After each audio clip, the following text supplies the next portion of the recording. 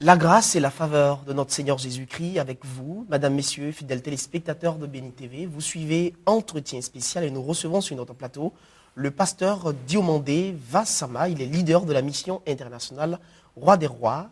Merci pasteur, nous sommes très heureux d'être avec vous sur ce plateau.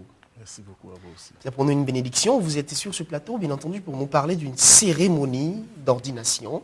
Et bien entendu, il s'agit de votre ordination. Vous serez ordonné apôtre. Ce sera le 18 août 2013 à Yopougon, au camp militaire, donc au siège de votre église. Avant d'aller plus loin, nous allons d'abord parler de la mission internationale Roi des Rois. Cette mission, elle est née depuis quand? D'où est-elle partie? Quelle est sa vision?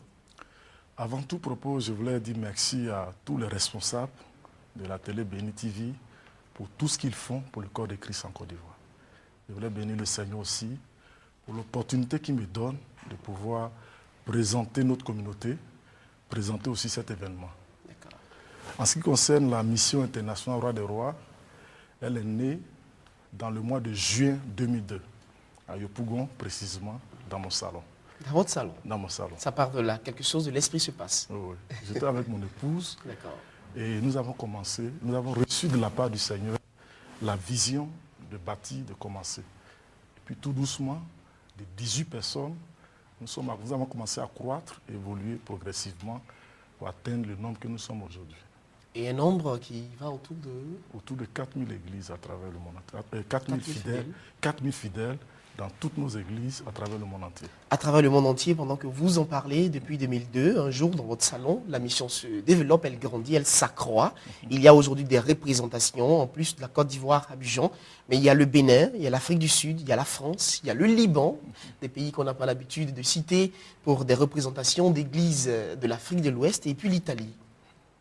Forte action de l'esprit, on peut le dire. Et effectivement, je pense que c'est la grâce de Dieu. Parce qu'on ne peut pas servir le Seigneur sans sa grâce, sans son soutien. Je pense que l'Esprit de Dieu a fait beaucoup. Pendant ces 11 années, nous avons eu beaucoup d'expériences en ce qui concerne l'ouverture d'église. Il y a des pasteurs qui sont rentrés dans la vision. Et aujourd'hui, par la grâce de Dieu, nous sommes représentés non seulement en Côte d'Ivoire, dans au moins 5 régions missionnaires, et puis en Afrique, et puis dans l'Europe et dans le reste du monde entier. Très rapidement, comment êtes-vous parvenu à permettre ce développement, à libérer ce développement de votre Église avec un tel impact? Je pense que c'est la vision que le Seigneur nous a donnée. Et la vision a un message.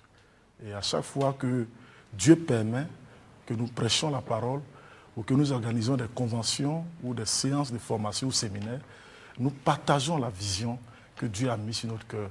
Une vision que vous pouvez rappeler? Oui, c'est une vision à caractère missionnaire. Voilà, ça nous amène à former des disciples, parce que pour nous, l'Église, c'est une assemblée de disciples. Nous nous basons sur Matthieu 28, à partir du verset 19, qui dit « Allez faire de toutes les nations des disciples ». Donc chaque opportunité pour nous, c'est de communiquer cette vision missionnaire qui est la grande commission du Seigneur. Parce que le Seigneur aussi nous interpelle à faire de toutes les nations ses disciples, à son image, selon les prescriptions bibliques. Donc chaque fois que nous le faisons, un simple fidèle qui a épousé la vision va, et de lui naît l'Église. Parce qu'il a compris la vision, il fait le prolongement de la vision. Nous avons communiqué à nos fidèles que ce n'est pas seulement le pasteur, ce n'est pas seulement l'apôtre. Quand vous lisez Actes chapitre 8, vous voyez que le diacre Philippe est devenu évangéliste, parce qu'il allait à Samarie, et à travers son canal, une église est née. Et après cela, il a appelé les dignitaires de l'église qui sont venus pour imposer et organiser l'église.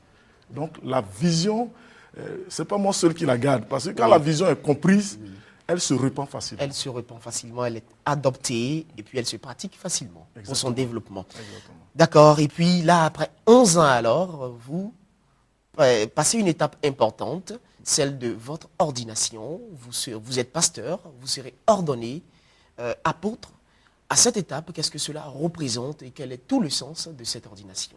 Lorsque nous lisons la parole de Dieu dans Galates chapitre 2, verset 1er, nous voyons l'histoire de l'apôtre Paul, qui a fait 14 ans de ministère. Nous voyons d'abord dans Actes chapitre 13, sa consécration, sa séparation.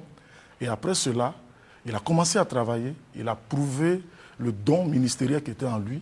Et après 14 ans, sous une révélation de Dieu, La Bible dit que Paul s'est rendu vers les icônes de l'église d'alors et il a présenté l'évangile qu'il soutenait. Et il a reçu la bénédiction des pères au verset 9. Et c'est ce qui a libéré la grâce de Dieu sur sa vie. Pour moi, c'est un événement solennel. C'est un honneur de recevoir la bénédiction de mes pères, en particulier à travers le docteur Yahidion Robert. Oui, vous l'avez évoqué déjà, le docteur Yahidion Robert que vous avez donc sollicité, qui sera alors celui qui va procéder à cette ordination. Exactement. Voilà, qu'est-ce que, je veux dire, à partir de là, qu'est-ce qui doit pouvoir découler de votre ministère de l'Église sur les autres églises de vos fidèles? Vous savez, moi je crois à la connexion. La Bible dit dans le Proverbe que celui qui marche avec les sages devient sage. Et je suis un pur produit de l'église baptiste Œuvre et Mission. J'ai été baptisé, j'ai fait tous mes premiers pas à l'église baptiste dans la foi chrétienne. Donc pour moi, c'est ma famille et c'est un père pour moi. Et aussi, c'est un modèle de l'église en Côte d'Ivoire. Vous savez, les challenges et les défis pour notre jeune église qui reste à relever sont importants. Et à cet effet, il faut marcher sous la coupole d'un homme d'expérience. Et quelqu'un qui a eu un impact dans l'église en Côte d'Ivoire et dans le monde entier.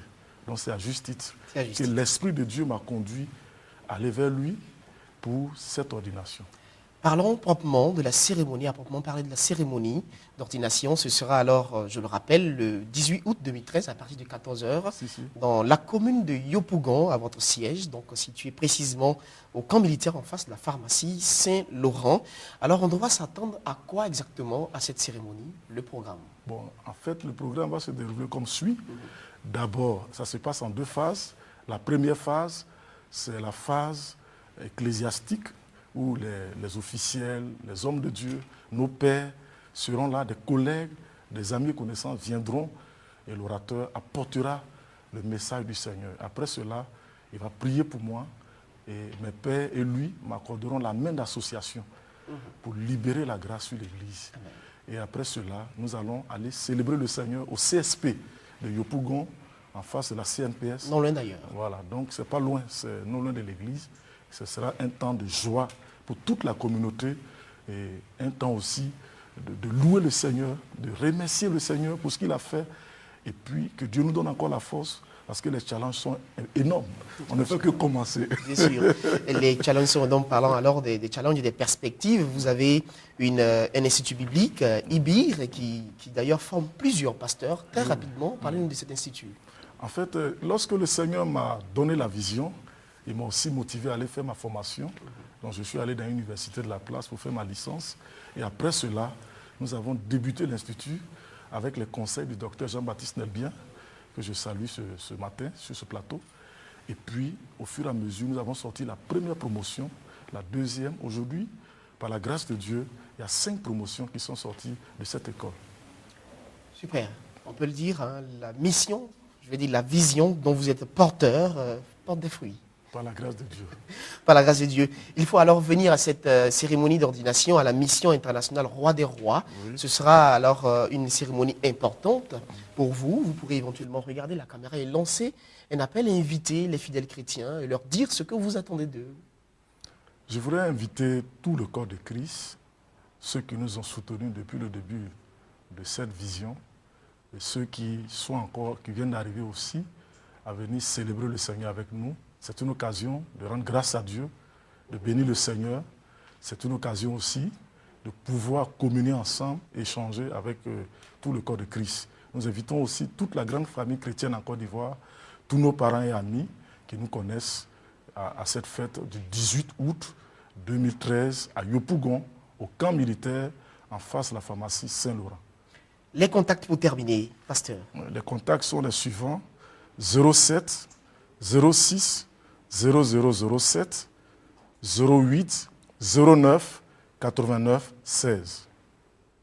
Voilà, c'était donc avec nous sur ce plateau le pasteur Diomandé Vassama qui nous parlait alors d'une cérémonie d'ordination. Il sera ordonné en tant qu'apôtre le 18 août 2013 dans la commune de Yopougon à la mission internationale Roi des Rois où vous êtes tous invités à cette grande cérémonie d'ordination. Merci de nous avoir suivis dans l'entretien spécial. Retrouvez cette émission sur notre site internet béni.tv. Dieu vous garde, à bientôt. Merci pasteur.